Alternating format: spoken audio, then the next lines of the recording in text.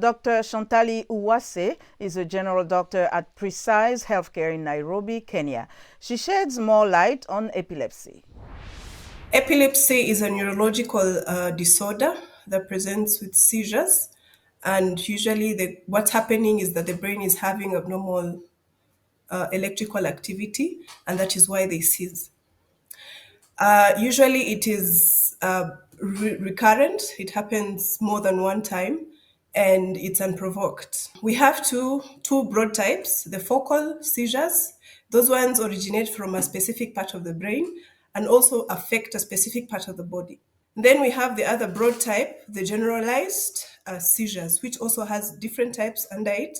But commonly, I think I'll just talk about two. The tonic clonic one, where they jerk and twitch at the same time.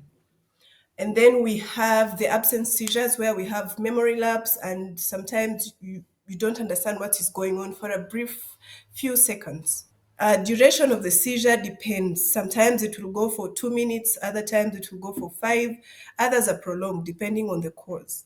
And the common causes we see infections, especially in children, childhood infections. We have brain injuries either due to a fall or stroke or something that will have trauma to the brain.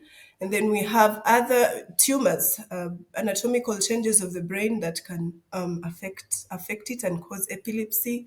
Drugs, especially in teenagers who are consuming excessive amounts of recreational drugs. Genetic predisposition, sometimes it's just something that runs in the family and there is no other cause.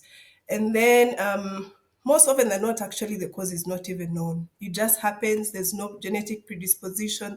There is no known cause. There is no infection, but it is there.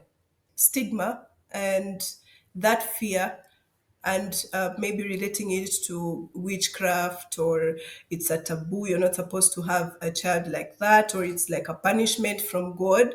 So that inhibits management or proper treatment for these patients. And then our medical health services are also limited. So even if it's early, there's early presentation, sometimes parents don't take the children.